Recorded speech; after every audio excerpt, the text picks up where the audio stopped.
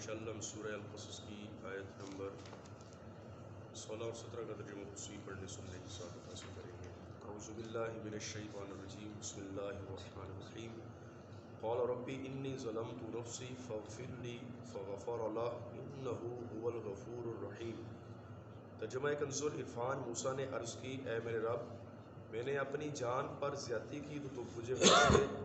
تو اللہ تعالیٰ نے اسے بخش دیا، بے شک وہی بخشنے والا مہربان ہے۔ قبطی کو جو آپ علیہ السلام کے مبارک غصے سے جو قبطی مر گیا تھا، اس کے بعد آپ علیہ السلام نے اللہ تبارک و تعالیٰ کی بارگاہ میں دعا کی، ارشاد فرمایا کہ اے میرے رب، میں نے اپنی جان پر ظلم کیا، زیادتی کی، تو مجھے بخش دے۔ حضرت موسیٰ علیہ السلام کا یہ کلام عاجزی و انکساری کے طور پر ہے، کیونکہ آپ علیہ السلام سے کوئی معصیت سرزد نہیں ہوئی۔ یاد رکھیں کہ انبیاء کرام علیہ السلام گناہوں سے قبل نبوت اور بعد نبوت معصوم ہوتے ہیں، ان سے کوئی گناہ نہیں ہوتا۔ حضرت موسیٰ علیہ السلام کا قبطی کو مارنا دراصل ظلم دور کرنا اور مظلوم کی مدد کرنا تھا، یہ کسی بھی دین میں گناہ نہیں۔ پھر بھی اپنی طرف تقصیر کی نسبت کرنا اور استغفار چاہنا، یہ اللہ تعالیٰ کے مقرب بندوں کا دستور ہوتا ہے، اور یہ اللہ کے نبی کی عاجزی و انکساری تھی۔ تو انبیاء کرام علیہ السلام کی طرف کسی بھی گناہ وغیرہ کی نسبت کرنا یہ کفر ہے۔ اس کو ہمارے بزرگوں نے سخت ترین انبیاء کرام کی توہین لکھی ہے۔ بالخصوص سیدنا آدم علیہ السلام کی طرف گناہ کی نسبت کرنا، جیسے ہمارے پاس نادان الیاذ باللہ الامان والحفیظ یہ بھی بک دیتے ہیں کہ اگر ہم سے گناہ ہو گیا تو کیا بات ہے، آدم علیہ السلام سے بھی تو گناہ ہوا تھا۔ اللہ کے نبی کی توہین کی نیت سے کوئی بات یہ کہے گا تو وہ بندہ فوراً دار اسلام سے نکل جائے گا۔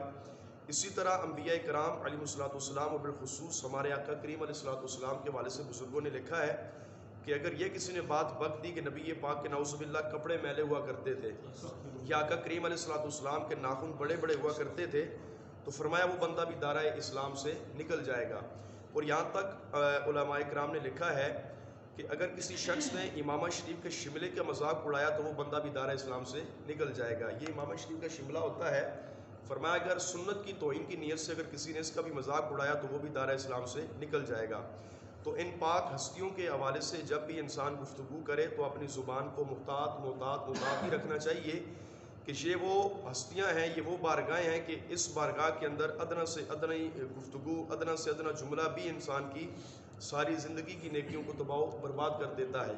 آقا کریم علیہ السلام نے تو صحابہ کرام کے حوالے سے 3 بار ارشاد فرمایا، اللہ اللہ فی اصحابی، اللہ اللہ فی اصحابی، اللہ اللہ فی اصحابی۔ فرمایا لوگوں میرے صحابہ کے بارے میں اللہ سے ڈرو، میرے صحابہ کے بارے میں اللہ سے ڈرو، میرے صحابہ کے بارے میں اللہ سے ڈرو۔ فرمایا میرے بعد جب بھی ان کا ذکر کیا جائے تو صحابہ کا ذکر خیر ہی کے ساتھ کیا جائے۔ فرمایا صحابہ اکرام میں سے کسی بھی صحابی کی بے ادبی و توہین کرنے کی تم میں سے کسی کو بھی اجازت نہیں ہے۔ اور ہمارے بزرگوں نے یہ بات بھی لکھی کہ صحابہ اکرام کے مابین جو بھی مشاجرات ہوئے اس پر امت میں سے کسی بھی بندے کو گفتگو کرنے کی اجازت نہیں ہے، بس ہمیں وہاں پر سکوت اور خاموشی اور زبان کو محتاط رکھنے کا حکم ارشاد فرمایا گیا۔ تو جب صحابہ کرام علیہم رضوان کے والے سے نبی پاک 3 بار یہ ارشاد فرمائے کہ میرے صحابہ کے بارے میں اللہ سے ڈرو، تو پھر انبیاء کرام علیہ السلام کی ذات کے والے سے ہمیں ایک مسلمان کو کس قدر جو ہے وہ محتاط رہنا چاہیے۔ تو الغرض آدم علیہ السلام کی طرف گناہ کی نسبت کرنا، یہ بزرگوں نے اس کو بے ادبی، توہین اور اس کو کفر لکھا ہے۔ اللہ تبارک و تعالی ہم سب کو اس سے بچنے کی توفیق عطا فرمائے۔ قال ربی بما انعمت علی فلن اکون ظہیرا للمجرمین۔ عرض کی، اے میرے رب، تو نے میرے اوپر جو احسان کیا ہے اس کی قسم اب ہرگز میں مجرموں کا مددگار نہ بنوں گا۔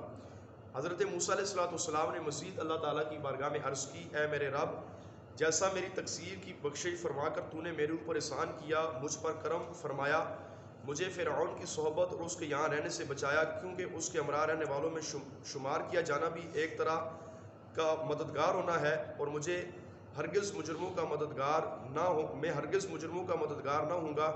تو نے مجھے فرعونیوں کی مدد کرنے سے محفوظ کیا، فرعون کی صحبت سے محفوظ کیا۔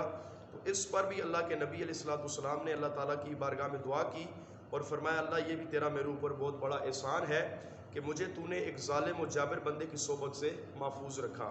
اللہ تبارک و تعالیٰ کی بارگاہ میں دعا ہے اللہ رب العالمین ہم سب کو انبیاء کرام کی سچی پکی محبت، ان نفوس قدسیہ کا ادب و احترام نصیب فرمائے۔